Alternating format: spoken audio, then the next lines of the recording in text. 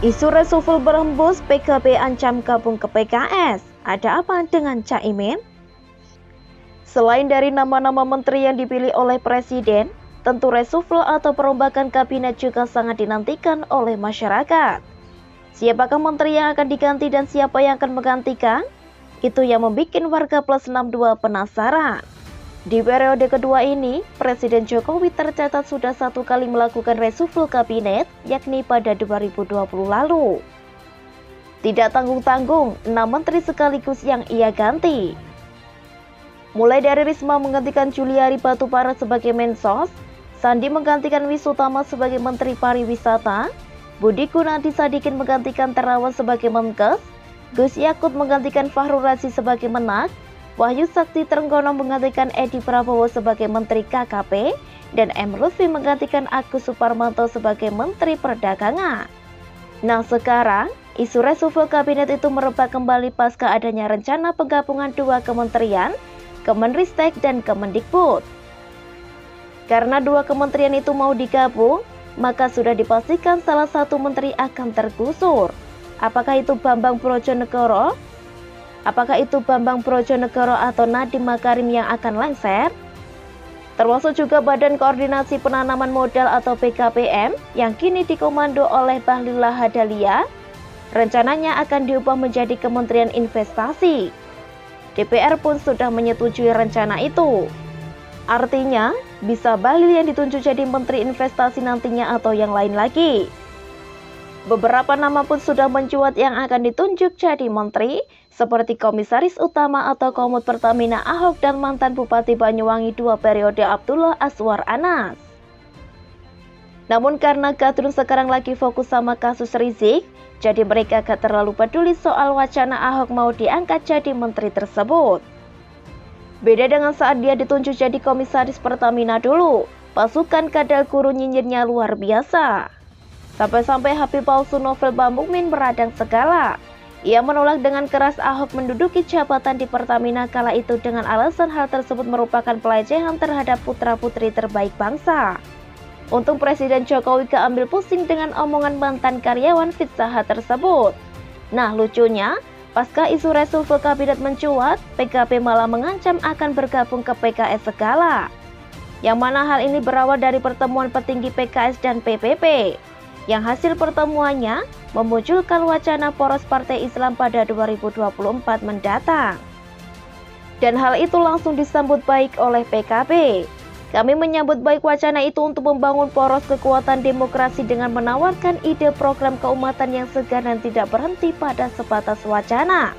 Ujar Waketum PKB Zazilul Fawait, 15 April. Wakil Ketua MPR itu juga mengatakan, partainya tidak menutup kemungkinan akan bergabung ke koalisi poros Partai Islam 2024 tersebut. Bahkan, ia berharap agar rencana itu diseriusi, sehingga tidak hanya sebatas wacana doang. Hemat kami, terbuka kemungkinan untuk bergabung bila wacana ini digagas dengan serius dan memiliki arah yang jelas bagi perbaikan masa depan Indonesia. Kita tunggu saja, lanjut Zazilul.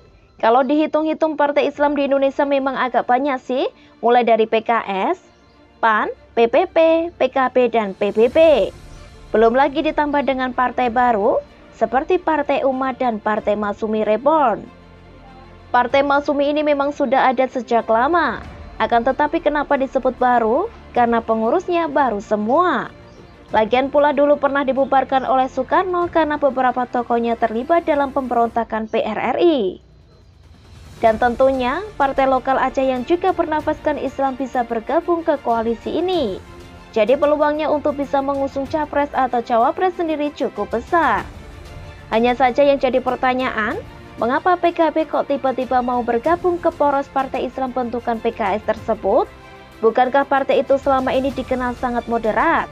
Terbukti kok di Pilgub DKI 2017 lalu, PKB malah mendukung Ahok.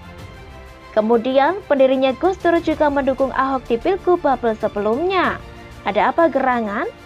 Menurut hemat penulis sih ada 2 kemungkinan. Pertama, mau menggertak Jokowi supaya menteri dari PKB tidak direshuffle. Kedua, karena nafsu sahwat Caimin yang pengen jadi capres atau cawapres belum juga padam. Secara, dari dulu dia kan kebelet banget pengen berkuasa, sampai-sampai mempopulerkan Join atau Jokowi Caimin segala. Dan balihonya pun sudah matching di Jalan Gatot Subroto, Jakarta menjelang Pilpres 2019 lalu. Namun usaha Caimin kala itu belum sukses, lantaran ia ditikung oleh seniornya Ma'ruf Amin. Nah, dengan bergabungnya PKB ke poros Partai Islam tersebut, ada harapan untuknya minimal jadi cawapres. Karena capresnya besar kemungkinan adalah Anies, kura-kura begitu.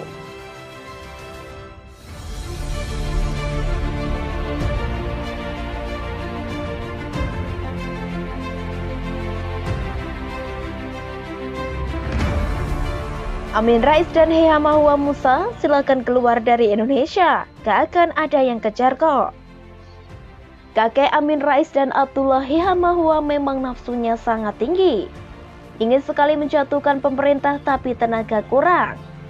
Selain kurang tenaga, daya pikir dan nalar juga semakin rapuh. Mereka menyamakan diri seperti Musa yang mendatangi Fir'aun. Penulis tidak akan mengutip pernyataan mereka walaupun sudah membacanya.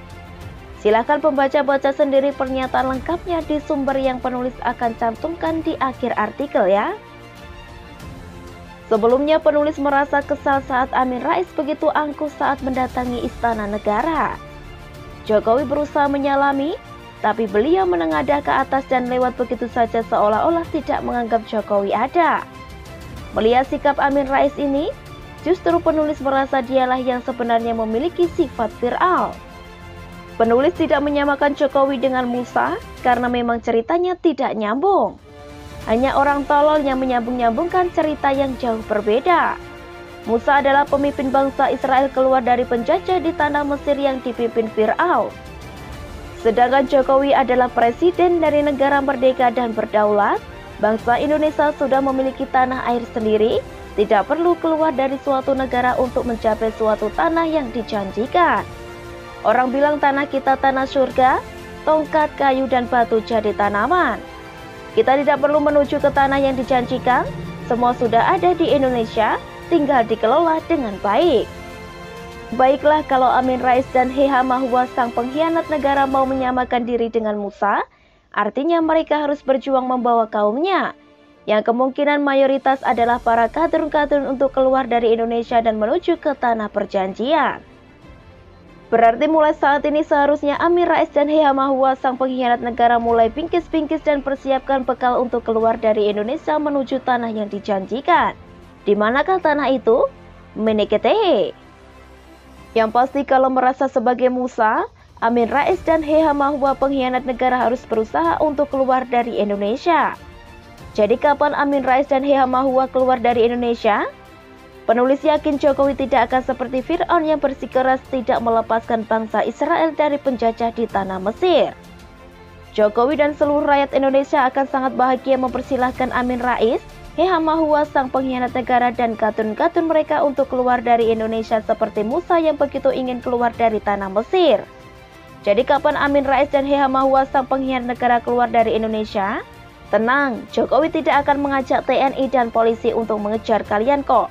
Apalagi mayoritas rakyat Indonesia, penulis berani jamin akan banyak yang bahagia seandainya Amin Rais dan Heha Mahua pengkhianat negara keluar dari Indonesia.